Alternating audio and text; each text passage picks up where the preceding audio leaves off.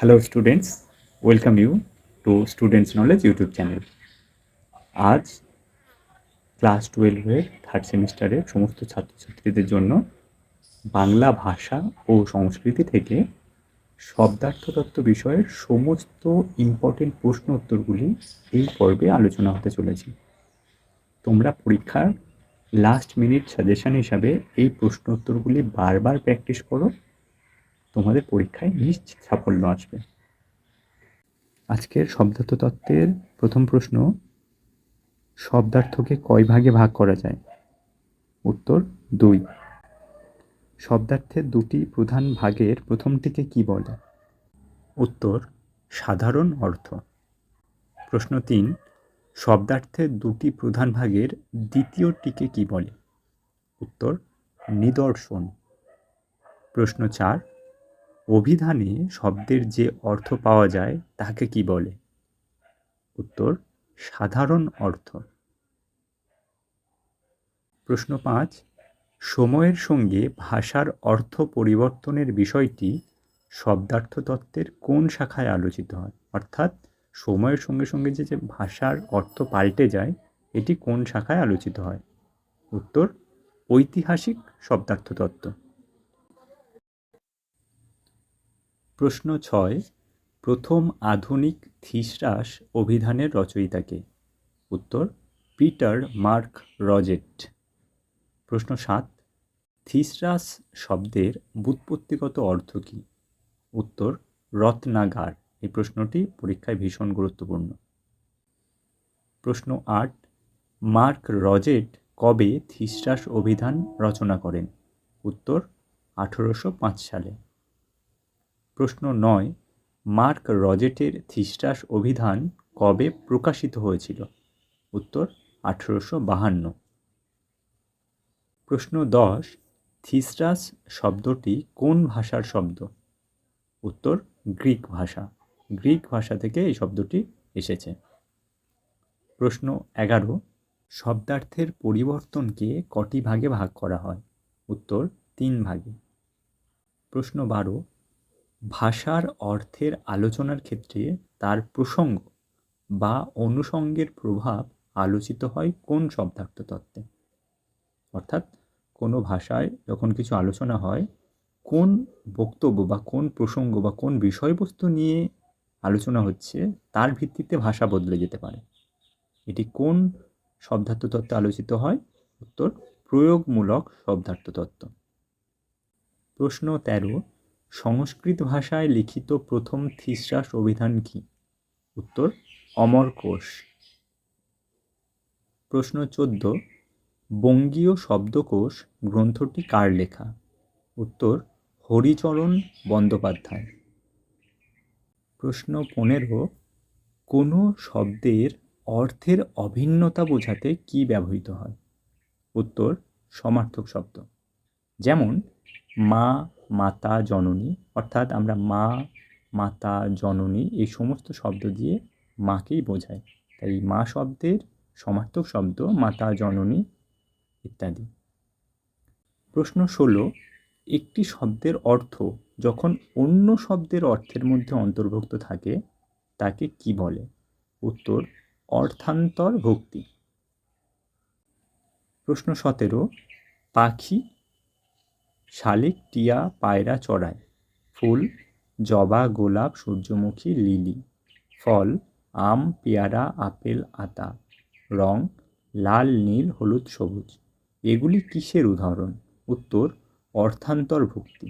অর্থাৎ আমরা পাখি শব্দটা বললে এর মধ্যে সমস্ত ধরনের পাখিই পড়ে, আবার ফুল বললে সমস্ত ধরনের ফুলই থাকে, ফল বললে সমস্ত ফলই থাকে, আবার রং বললে লাল, নীল, হলুদ, সবুজ সমস্ত রঙই থাকে।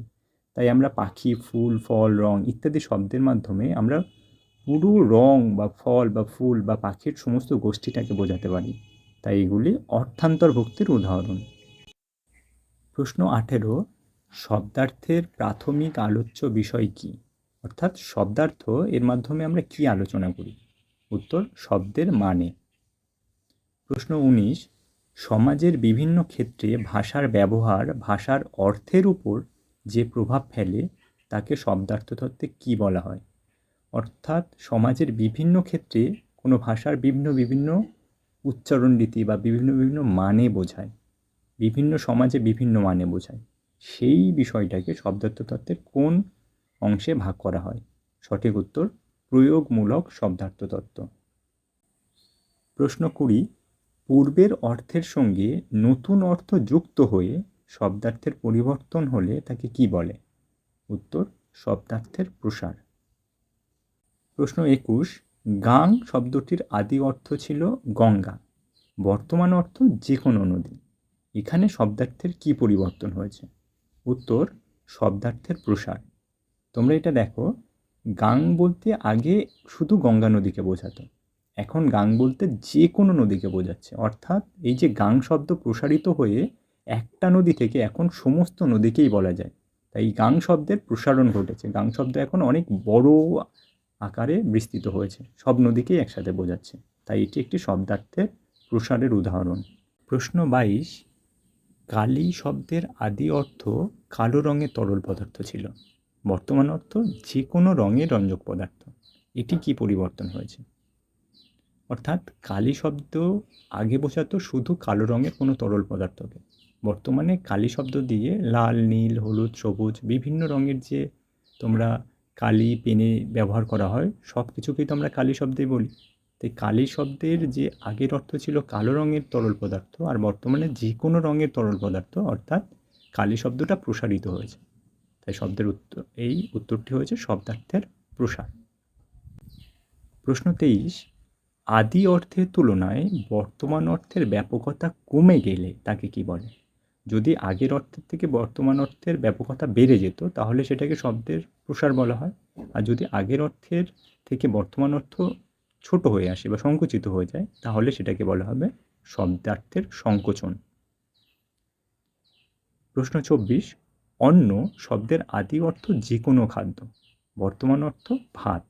এটি কি পরিবর্তন? ভেবে দেখো, অন্ন মানে আগে বলা হতো যে কোনো খাদ্যকে আমরা অন্ন বলতে পারি, কিন্তু বর্তমানে অন্ন বলতে শুধু ভাতকে বোঝায়। তাই অন্ন শব্দ আগে যতটা ব্যাপ্ত ছিল, আগে যতটা ছড়ানো ছিল, যত অনেক কিছুকে বোঝাতো, এখন কিন্তু একটা নির্দিষ্ট খাদ্যদ্রব্যকেই বোঝাচ্ছে, অর্থাৎ শুধু ভাতকে বোঝাচ্ছে। এই অন্ন শব্দের এখানে শব্দার্থের সংকোচন বা শব্দার্থের মানে ছোট হয়ে এসেছে। উত্তর শব্দার্থের সংকোচ।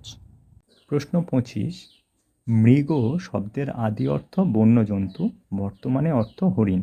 এটি কি পরিবর্তন? দেখো, মৃগ শব্দ বলতে আগে সমস্ত বন্য পশুকেই বোঝাতো, এখন মৃগ বলতে শুধুমাত্র হরিণকে বোঝায়। তাহলে যে অনেক পশুকে বোঝাতো সেখান থেকে সংকুচিত হয়ে একটা মাত্র পশুকে বোঝাচ্ছে। তাই উত্তরটা এই মৃগ শব্দের সংকোচন হয়েছে, অর্থাৎ মৃগ শব্দ ছোট হয়ে গেছে, আরও বড় আকার থেকে ছোট আকারে পরিণত হয়েছে, একটি মাত্র প্রাণীকে বোঝাচ্ছে। তাই উত্তরটা শব্দার্থের সংকোচন। প্রশ্ন 26, শব্দের আদি অর্থের সঙ্গে বর্তমান অর্থের কোনো যোগসূত্র না থাকলে তাকে কি বলে? অর্থাৎ শব্দের আগে যেটা মানে ছিল আর বর্তমানে যেটা মানে, এই দুটোর মধ্যে কোনো রকম যোগ নেই, সম্পূর্ণ পাল্টে গিয়েছে, তাহলে কি বলা হবে? উত্তর শব্দার্থের রূপান্তর। প্রশ্ন 27, দারুণ শব্দের আদি অর্থ দারু বা কাষ্ঠ নির্মিত, বর্তমান অর্থ অত্যন্ত। এটি কি পরিবর্তন? অর্থাৎ দারুণ শব্দ বলতে আগে কোনো কাঠের জিনিস তৈরি, কাঠ দিয়ে তৈরি কোনো বস্তুকে দারুণ বলা হতো, বর্তমানে আমরা দারুণ বলতে খুব ভালো কিছু বা অত্যন্ত বেশি কিছু বোঝাতে আমরা দারুণ ব্যবহার করি। তাই দারুণ শব্দের টোটাল মানেটাই চেঞ্জ হয়ে গেছে। এটি কি পরিবর্তন? এটির উত্তর এটি শব্দার্থের রূপান্তর, অর্থাৎ শব্দের অর্থ পুরোপুরি পাল্টে যাওয়া। প্রশ্ন 28, গোষ্ঠী শব্দের আদি অর্থ গবাদি পশু থাকার জায়গা, আর বর্তমান অর্থ সমূহ। এটি কি পরিবর্তন? এটিও সেম, গোষ্ঠী বলতে আগে যেখানে গরু ছাগল রাখা হতো, অর্থাৎ গোয়াল ঘর বোঝাতো, বর্তমানে গোষ্ঠী শব্দের অর্থ অনেক কিছুকে একসাথে বলা হয়, কোনো সমূহ ব্যক্তি বা কোনো বস্তুবর্গের সমষ্টিকে আমরা সমূহ বলে থাকি। তাহলে এটিও দেখছো আগের মানে আর বর্তমান মানের মধ্যে কোনো যোগ নেই, তাই এটিও শব্দার্থের রূপান্তর। প্রশ্ন 29, ব্যাপকার্থতার অপর নাম কি? উত্তর অর্থান্তর ভুক্তি। প্রশ্ন 30, অধিনাম ও উপনাম শব্দ দুটি কোন প্রসঙ্গে ব্যবহৃত হয়? উত্তর ব্যাপকার্থতা বা অর্থান্তর্ভুক্তি। প্রশ্ন 31, ভাষাকে একটি কার্য প্রক্রিয়া হিসেবে দেখে কোন শব্দার্থ তত্ত্ব? উত্তর, প্রয়োগমূলক শব্দার্থ তত্ত্ব। প্রশ্ন 32, পঙ্কজ শব্দের আদি অর্থ যা পাঁকে জন্মায় এবং বর্তমান অর্থ পদ্মফুল, এটি কি পরিবর্তন? দেখো, পঙ্কজ মানে আগে পাঁকে যা কিছু হতো সব কিছুকেই পঙ্কজ বলা হতো। সে শামুক হতে পারে, গেঁড়ি গুগলি মাছ, শামুক, পদ্ম, শালুক, সমস্ত কিছুকে আগে পঙ্কজ বলা হতো, কিন্তু বর্তমানে আমরা পঙ্কজ বলতে পদ্মফুলকে বুঝি। তাই পঙ্কজ শব্দ সংকুচিত হয়ে অনেক কিছু থেকে বর্তমানে একটি নির্দিষ্ট পদার্থে পরিণত হয়েছে, তাই এটিও শব্দার্থের সংকোচনের উদাহরণ। প্রশ্ন 33, প্রদীপ শব্দের আদি অর্থ যে কোনো আলো বা দ্বীপ, বর্তমানে অর্থ বিশেষ ধরনের দ্বীপ, এটি কি পরিবর্তন? এটিও দেখো, তোমরা প্রদীপ বলতে আগে যে কোনো আলোকদায়ী বস্তুকে, যা থেকে আলো বের হতো তার সব কিছুকে আমরা প্রদীপ বলতে পারতাম, কিন্তু প্রদীপ বলতে বর্তমানে আমরা কোনো একটি মাটির নির্দিষ্ট বা পিতল বা কোনো ধাতু দিয়ে তৈরি একটি নির্দিষ্ট পাত্রকেই বোঝায়।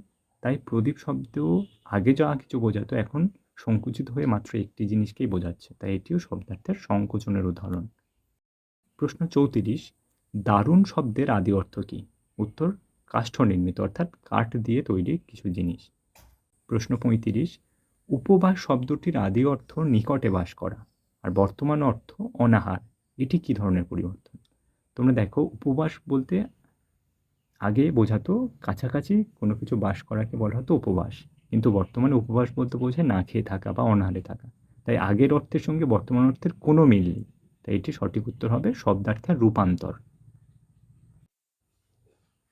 প্রশ্ন 36, শব্দ যখন মূল অর্থ পরিত্যাগ করে উন্নততর অর্থ ধারণ করে তখন তাকে কি বলে?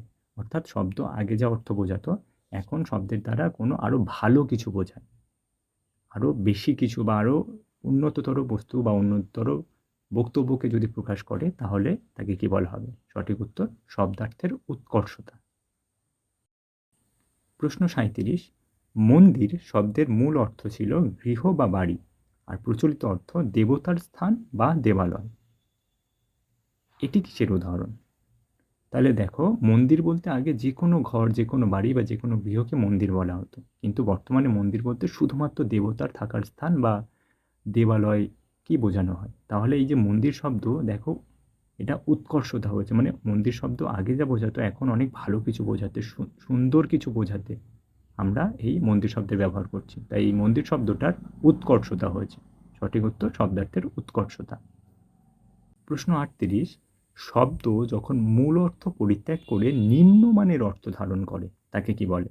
তাহলে শব্দ যখন আগের অর্থ ত্যাগ করে উন্নত মানের অর্থ ধারণ করে, আরও সুন্দর অর্থ প্রকাশিত হয় বর্তমানকালে, তাহলে তখন শব্দার্থের উৎকর্ষতা বলা হয়। ঠিক তেমনি শব্দের আগের মানে যদি পাল্টে গিয়ে বর্তমানে শব্দার্থের মানে যদি নিম্নমানের হয়ে যায়, খারাপ বোঝায়, খারাপ কিছু শব্দকে বোঝায়, তাহলে সেটাকে বলা হবে শব্দার্থের অপকর্ষতা। তাহলে ভালো যদি মানে চেঞ্জ হয়ে উন্নত হয়, উৎকর্ষ হয়, আর মানে চেঞ্জ হয়ে যদি খারাপ মানে বোঝায় তাহলে সেটা অপকর্ষ হয়। প্রশ্ন 39, মহাজন শব্দের মূল অর্থ প্রাচীন পদ রচয়িতা আর প্রচলিত অর্থ ঋণদাতা বা সুদখোর, এটি কিসের উদাহরণ? তাহলে দেখো, মহাজন বলতে আগে যে সমস্ত পদ রচনা হতো, বৈষ্ণব পদাবলী হোক বা যে সমস্ত পদাবলী রচনা হতো, সেই পদাবলী রচয়িতাদের মহাজন বলা হতো। মহাজন মানে মহান ব্যক্তি, তাদের ভালো কিছু কর্ম রয়েছে, সুন্দর কর্ম বা ধার্মিক মানুষ, পবিত্র মানুষদের মহাজন বলা হতো। কিন্তু বর্তমানে আমরা মহাজন বলতে যারা সুদের বিনিময়ে টাকা ধার দেয় তাদেরকে আমরা মহাজন বলি। তাহলে মহাজন শব্দ আগে কত সুন্দর কিছু বক্তব্যকে বোঝাতো, কিন্তু বর্তমানে মহাজন বলতে কেমন একটা খারাপ বোঝাচ্ছে, যে যেখানে সুদখোর, সুদ দিয়ে ব্যবসা করে। তাহলে এর মাধ্যমে কি, এই মহাজন শব্দের দেখো আগের অর্থ থেকে এই বর্তমান অর্থ কেমন নিম্নমানের হয়ে গেছে, খারাপ হয়ে গেছে, তাই এটি শব্দার্থের অপকর্ষতার উদাহরণ। প্রশ্ন 40, গবেষণা শব্দের আদি অর্থ কী? সঠিক উত্তর, গরু খোঁজা। ডিয়ার স্টুডেন্টস, তোমরা তো ভিডিও দেখছোই, এমন প্রয়োজনীয় এবং এমন খুঁটিয়ে খুঁটিয়ে তোমাদের পরীক্ষার উপযোগী এই ভিডিওগুলো আমরা বানাচ্ছি এবং প্রতি পর্বে তোমাদেরকে ইউটিউবে আমরা দিয়ে থাকছি। তোমরা এই সমস্ত ভিডিও থেকে ভালোভাবে পরীক্ষার প্রস্তুতি নিতে পারো এবং এই ভিডিওগুলি অবশ্যই তোমাদের বন্ধুদের মধ্যে শেয়ার করো। এই প্রশ্ন উত্তরগুলি তাদেরকেও জানাও। পরীক্ষার উপযোগী এই প্রশ্ন উত্তরগুলো কিন্তু বারবার প্র্যাকটিস করলে তোমরা থার্ড সেমিস্টারের পরীক্ষার জন্য নিশ্চিত সাফল্য পাবে। আজকের পর্বে এই পর্যন্তই। ভিডিও কেমন লাগছে তোমরা কমেন্টে জানাও এবং তোমরা অন্য কোনো টপিকে যদি তোমাদের কিছু জানার থাকে অবশ্যই কমেন্ট করে জানাও, আমরা সেই টপিক নিয়ে পরবর্তী ভিডিও বানাবো।